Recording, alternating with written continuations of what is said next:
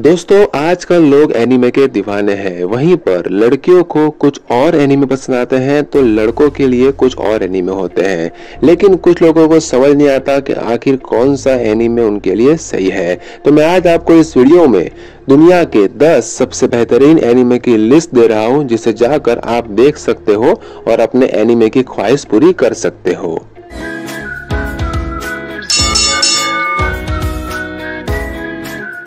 Pheri Eran beyond journeys and. फेरी एरन जो एक अमर elf जादूगरनी है, अपने साथियों को बूढ़े होते और मरते हुए देखती है। तभी उसे एहसास होता है कि वे असली जीवन और भावनाओं को कभी समझ नहीं पाई। अब वे एक नई यात्रा पर निकलती है जहां वे इंसानी रिश्तों, दुख और यादों को महसूस करने की कोशिश करती है। ये एनीमे बेहद शांत, भावनात्मक और जीवन के गहरे सवालों को छूने वाला है। Full mental alchemist brotherhood. Edward और अल्फांसो एल्रिक दो भाई हैं जो अपनी मां को वापस लाने के लिए एल्केमी का प्रयोग करते हैं, लेकिन इसकी भारी कीमत चुकानी पड़ती है। एक की टांग चली जाती है, दूसरे का पूरा शरीर। अब वे फिलोसोफर्स स्टोन की तलाश में निकलते हैं ताकि सब कुछ वापस पा सके, लेकिन रास्ते में उन्हें गहरे राजनीतिक षड्यंत्र, युद्ध और मानवता के अंधेरे पहलुओं से जूझना पड़ता है। Stains gate. रिंटारो ओकाबे एक सेल्फ प्रोक्लेम्ड पागल वैज्ञानिक है जो गलती से एक माइक्रोवेव से टाइम ट्रैवल की खोज कर लेता है। वह अपने दोस्त को साथ समय में संदेश भेजने लगता है, लेकिन जल्द ही चीजें हाथ से निकलने लगती है। एक गलत कदम से समय रेखा इतनी बिगड़ जाती है कि उसे अपने करीबी की जान बचाने के लिए बार बार समय में लौटना पड़ता है। यह सीरीज साइंस फिक्शन के साथ भावनाओं की ऐसी गहराई जोड़ती है जो बेहद खास बनती है। Attack on Titan. मानवता की लड़ाई अब एक नई दिशा लेती है जब सर्वाइवल से आगे बढ़कर सच सामने आता है। इस सीजन में लेवी, एरविन और बाकी सर्वे कॉप्स सिगांसना डिस्ट्रिक्ट पर आखिरी हमला करते हैं। रहस्य खुलते हैं और दर्शकों को पता चलता है कि असली दुश्मन टाइटन नहीं बल्कि इंसान ही है। Hunter x Hunter. Gone Française एक जिज्ञासु साहसी लड़का है जिसे पता चलता है कि उसका पिता, जिसे वो मरा हुआ समझता था, दुनिया का सबसे महान हंटर है।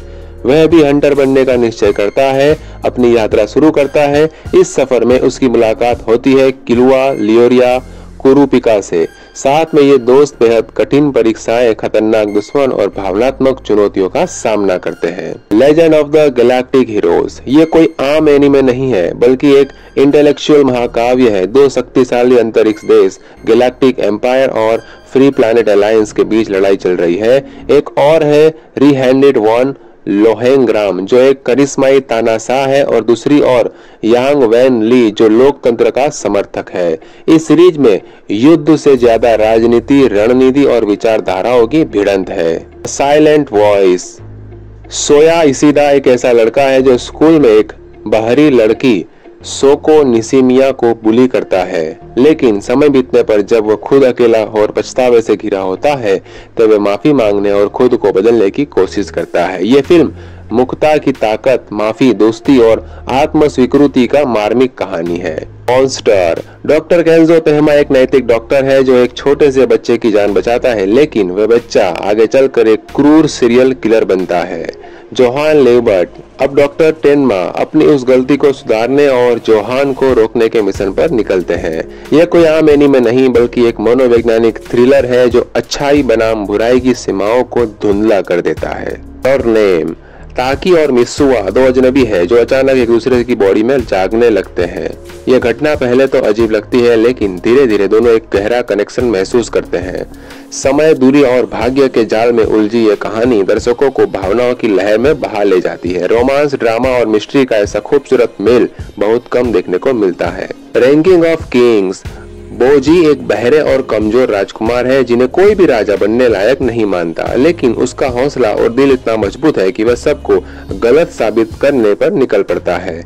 रास्ते में उसे कई धोखे, दोस्त और युद्ध का सामना करना पड़ता है। यह एनीमे दिखाता है कि सच्चा राजा ताकत से नहीं बल्कि करुणा और साहस से बनता है। ये एक इमोशनल, प्रेरणादायक कहानी है जो हर उम्र के दर्शकों के लिए अच्छी है। तो दोस्तों अगर आप एनीमे के शौकीन है तो इनमें से कौन सा एनीमे आपने देख रखा है, कौन सा देखने वाले हो, मुझे कमेंट में जरूर बताइए। वीडियो अच्छी लगे तो लाइक कीजिए, अपने दोस्तों को शेयर कीजिए और ऐसे अनोखी और रोचक वीडियोस देखने के लिए चैनल को सब्सक्राइब कीजिए। वीडियो देखने के लिए आपका धन्यवाद।